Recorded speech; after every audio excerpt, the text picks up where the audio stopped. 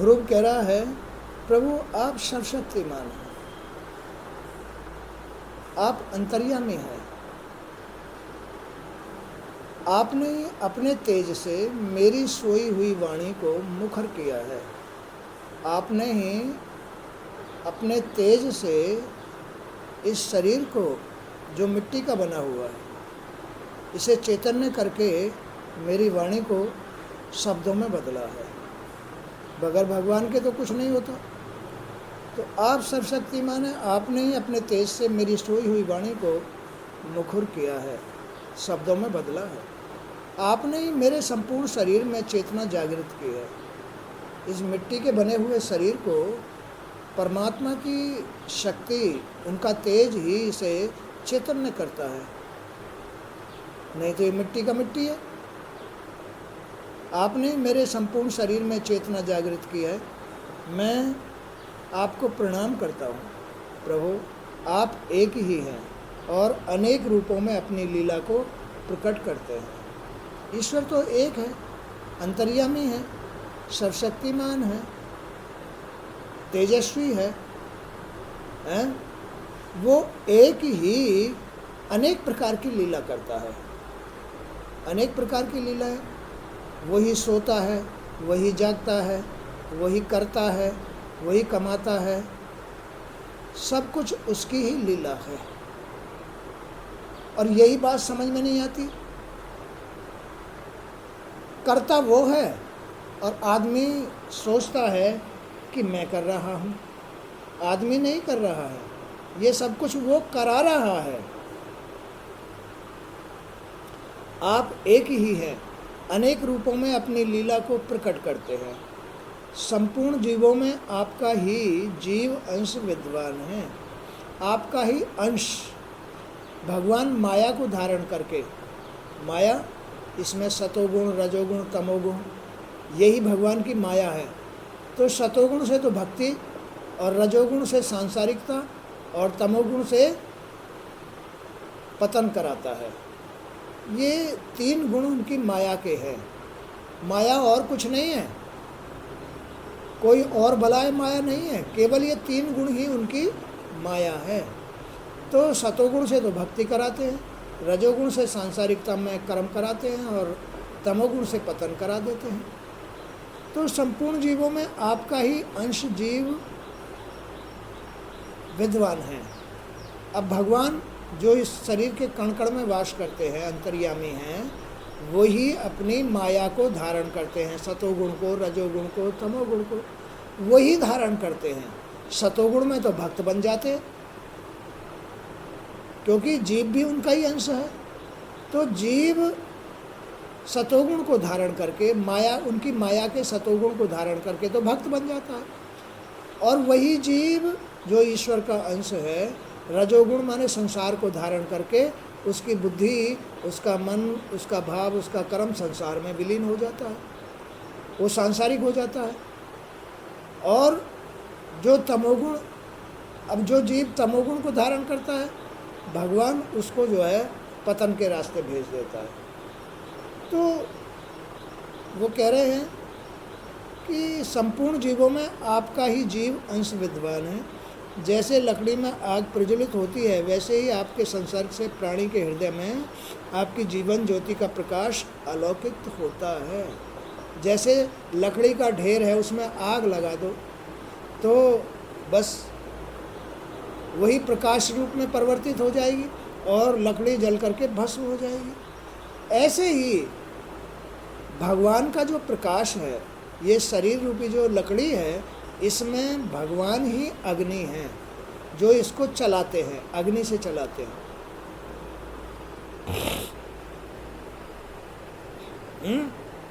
तो हे परमात्मा, हे परमपिता, मुझे आप उन विशुद्ध हृदय महात्मा और भक्तों का साथ दीजिए। अब ध्रुव क्या मांग रहा है भगवान से? हे भगवान, मुझे तो केवल अपनी भक्ति दो और महात्माओं का साथ दो, जिससे उनकी संगति में मेरा मन, मेरी सोच भाव भक्ति में लगी रहे और बस आपका सहारा मुझे मिलता रहे। तो हे परमात्मा, हे परमपिता, मुझे आप उन विशुद्ध हृदय महात्माओं और भक्तों का साथ दीजिए जो आप अविच्छिन्न भाव से आपके हृदय में वास करते हैं। भगवान, आप मुझे ऐसे लोगों का साथ दीजिए, ऐसे सत्पुरुषों का, ऐसे महात्मा लोगों का, ऐसे भक्तों का साथ दीजिए जो आपके हृदय में वास करते हो, जिनको आप अपना भक्त मानते हो। आप ऐसे लोगों का मुझे साथ दीजिए, ढोंगियों का साथ मत देना। हे प्रभु, अब मुझे किसी माता पिता, भाई बहन, स्त्री पुरुष, घर बार और मित्र की चाह नहीं है। जब जीव भगवान के भाव में विलीन हो जाता है, जब भगवान अपनी माया के सतोगुण से जीव को भक्ति में बदल देता है, तब उसे ना माता पिता, ना भाई बहन, ना स्त्री पुरुष, ना घर बार, मित्र, किसी की भी चाह नहीं रहती है। ऐसा मन हृदय हो जाता है। जब जिसके हृदय पर भगवान का वास हो जाता है, या जो भी भगवान के हृदय पर वास कर जाता है, भगवान जिससे खुश हो जाते हैं, फिर उसको किसी की चाह नहीं रहती है। वो तो केवल भगवान का हो जाता है, इतना पवित्र हो जाता है वो। साधु संगति में, सत्पुरुषों की संगति में, भागवत की संगति में आदमी का हृदय बिल्कुल पवित्र हो जाता है, गंगा जल की तरह हो जाता है। ये तन, गुणों में जो भगवान की माया के गुण हैं उनका सतोगुण साथ आ जाता है। भागवत सुनने से, सत्पुरुषों का साथ लेने से, महात्माओं का साथ लेने से, है ना, भगवान की भक्ति करने से उसमें सतोगुण जागृत हो जाता है। तब उसका मन, बुद्धि, विचार सब शुद्ध शांत हो जाते हैं। न क्रोध आएगा, न लोभ आएगा, उसके शत्रु जाते रहते हैं। आदमी के शत्रु तो काम, क्रोध, लोभ, मोह, मद हैं।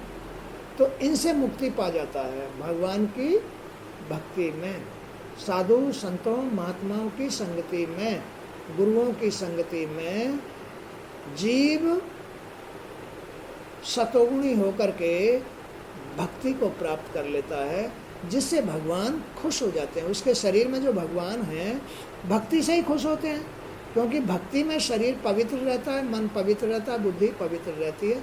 इसलिए भगवान केवल उसको ही अपने हृदय पर धारण करता है जो भक्ति धारण करके उनकी शरण में जाता है। बोलो, बात सही है? भगवान केवल उन्हीं लोगों को अपने हृदय पर धारण करता है, और उनका हृदय है क्या? जो जीव का हृदय है वही भगवान का हृदय है।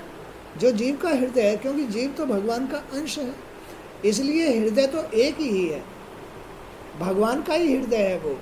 तो भगवान अपने हृदय पर ऐसे जीवों को ही वास कराते हैं जो महात्माओं, भागवत, सत्पुरुष, अच्छी बातों की या भक्ति, सतोगुण में भक्ति को धारण करते हैं। केवल उनको ही अपने हृदय पर धारण करते हैं, उनका ही भला करते हैं, उन्हें ही मोक्षगामी बनाते हैं। तो अब मुझे किसी माता पिता, भाई बहन, स्त्री पुरुष, घर बार और मित्र की चाह नहीं है। मैं तो केवल इस चराचर सृष्टि के विश्व रूप को, आपको ही जानता हूँ। मैं तो केवल इस शरीर में आपको ही जानता हूँ। अब मैं सबको भूल चुका हूँ। ना मेरा कोई अड़ोसी है, ना पड़ोसी है, ना माता है, ना बंधु है, ना बेटा है, ना बेटी है, ना कोई पति है, ना कोई और अन्य है। केवल इस चराचर जगत में आप हैं। मैं तो आपको ही जानता हूँ। वही सत्पुरुष कहलाता है, वही मोह मुक्त कहलाता है, जो केवल अपने इस शरीर के अंदर भगवान को ही जानता हो, वही मोह से मुक्त होता है, अन्यथा मोहग्रस्त होता है। जो जीव मोहग्रस्त होता है वो नरकगामी होता है, जो जीव मोह से मुक्त होता है वो मोक्षगामी होता है, जो जीव मोह से मुक्त होता है वो भगवान का भक्त, भगवान का होता है। जो जीव मोह में होता है वो भगवान का द्रोही होता है। उसको याद भी नहीं करते।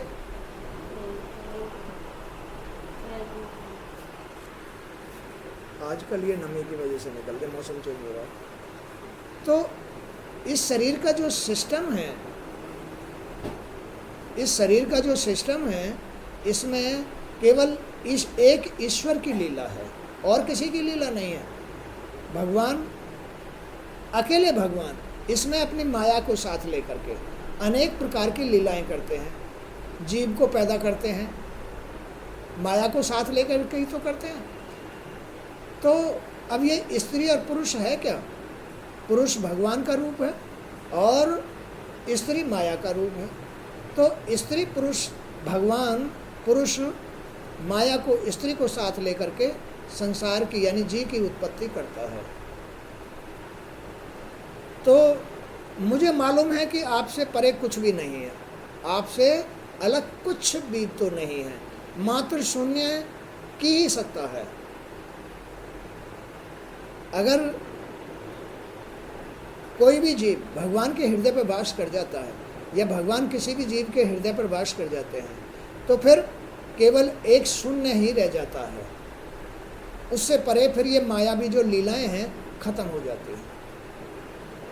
वह शून्य की सत्ता भी आपके हृदय में स्थित है। मुझे भी उस शून्य में स्थान दीजिए। यही मोक्ष है, यही मोह से मुक्ति का रहस्य है, यही विकारों से, संसार से मुक्ति का जीवन है। तो हे नाथ, आप अपनी अखंड चिन्मयी दृष्टि से, आप अपनी अखंड चिन्मयी दृष्टि से बुद्धि की सभी अवस्थाओं के साक्षी हैं।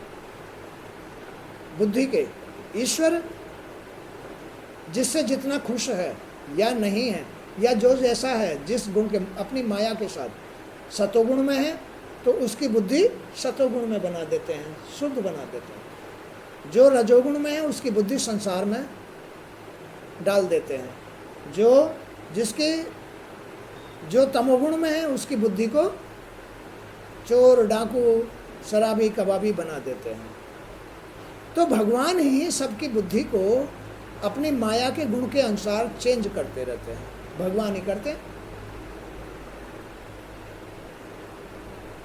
तो आप अपनी अखंड चिन्मयी दृष्टि से बुद्धि की सभी अवस्थाओं के साक्षी हैं।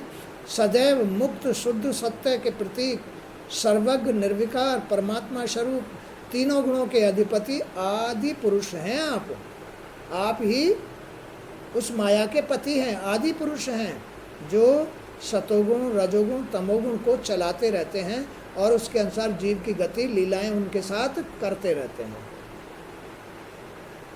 आप सभी यज्ञों के अधिष्ठाता, हे प्रभु, हे अंतर्यामी, आत्मा स्वरूप परमात्मा, आप सभी यज्ञों के अधिष्ठाता हैं। जो भी कर्म हम करते हैं अपने अंदर मन से, वो यज्ञ तो हो रहा है। तो हम जो भी यज्ञ कर रहे हैं, आप उसके अधिष्ठाता हैं, यानी उसके मालिक हैं। जो भी कर्म हम कर रहे हैं आप ही करा रहे हो, तो आप ही उसके मालिक हो। आप विष्णु स्वरूप हैं, आप ही विष्णु हैं, पालनहार हैं। आपके द्वारा ही विद्या अविद्या के भाव प्रकट होते हैं। विद्या माने ज्ञान की बातें, आपके द्वारा ही ज्ञान की बातें होती हैं और आपके द्वारा ही अज्ञानता, मूर्खता की बातें होती हैं। हे प्रभु, आप सर्वज्ञ हैं, माने कि सबके अंदर हैं, हर जीव के अंदर हैं, मेरे अंदर भी हैं। आप ही विद्या हैं, आप ही अविद्या हैं। आप ही अपनी माया के गुणों के अनुसार हमें विद्या देते हैं, सतोगुण के अनुसार विद्या देते हैं, उसका आशीर्वाद देते हैं, सतोगुण से भक्ति प्रदान करते हैं, भक्ति से ही आप हमारे हृदय पर आकर के वास करते हैं। इसलिए ही आप हर यज्ञ के अधिष्ठाता हैं।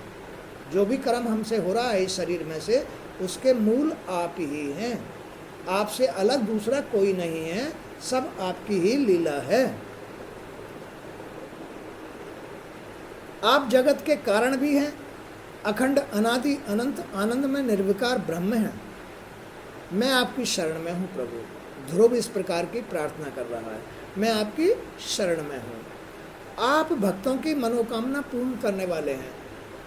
जो सतोगुण में जो आदमी साधु संतों महात्माओं की संगति लेकर के शुद्ध सात्विक भोजन आदि ग्रहण करता है, भागवत सुनता है, अच्छी बातें सुनता है, तो बस उसका सतोगुण भक्ति में उसे बदल देता है, भक्ति में बदल देता है, भाव भक्ति में बदल देता हैं?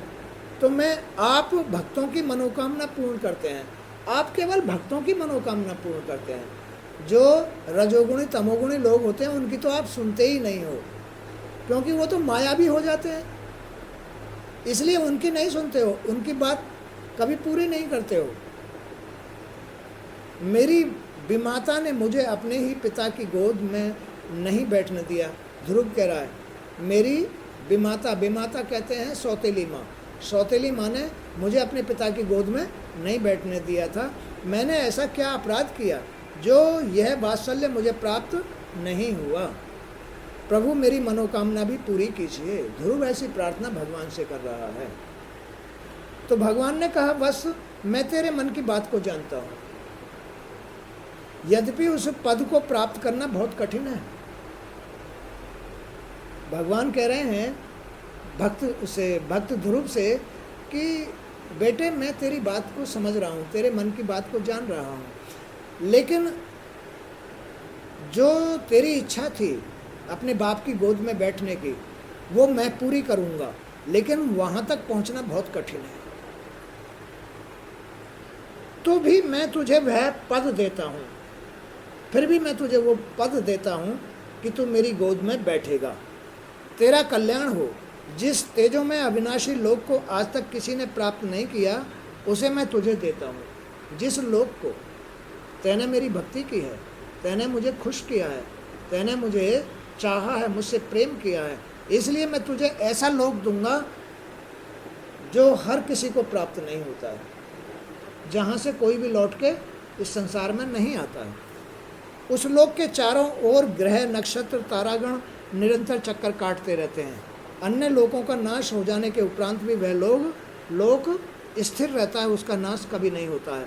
अग्नि, धर्म, कश्यप और शुक्र आदि नक्षत्र सप्तऋषियों सहित जिस लोक के चक्कर काटते रहते हैं, वह ध्रुवलोक मैं तुझे देता हूँ।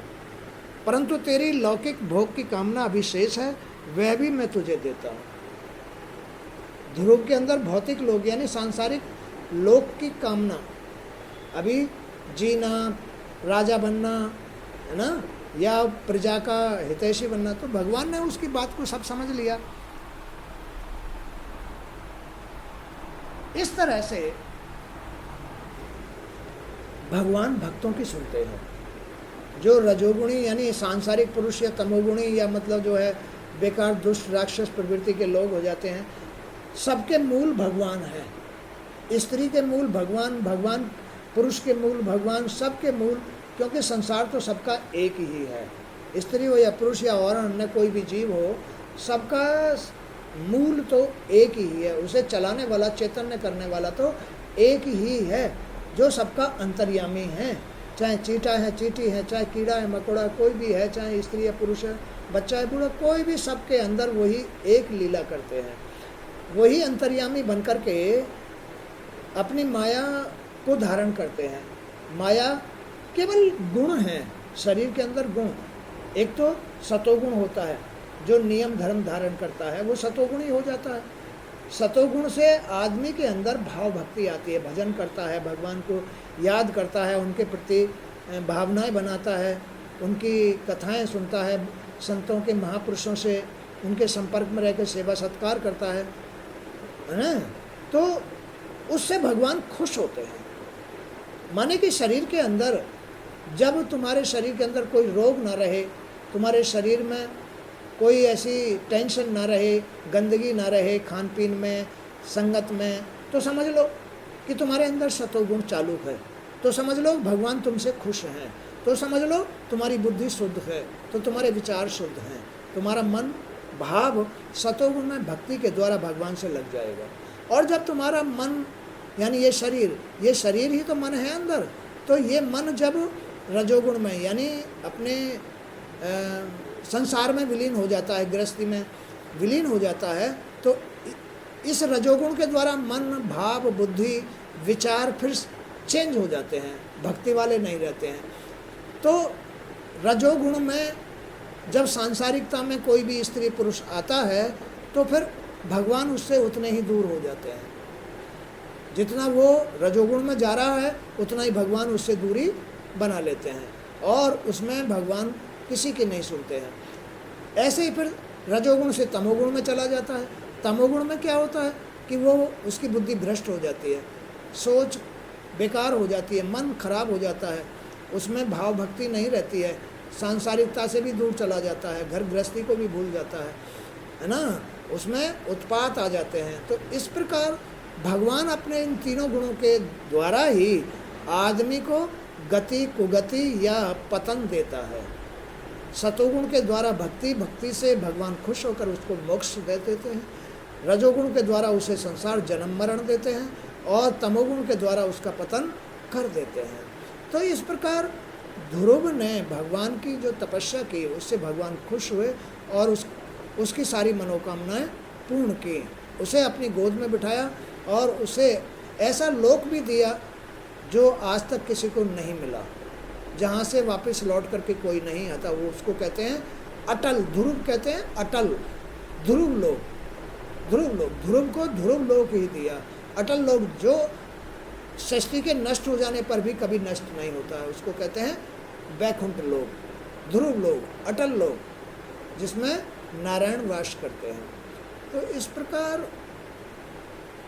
ध्रुव ने भगवान की तपस्या की और उनसे विनय प्रार्थना करके अपने आप को एक, भगवान ने उसके मन की बात को जाना कि अभी तेरी जो है सांसारिक भौतिक इच्छाएं हैं, तो ध्रुव ने 36,000 वर्ष तक राज्य किया और प्रजा के हित में जी करके मोक्ष प्राप्त किया। आज का सत्संग यहीं तक। जय श्री कृष्ण।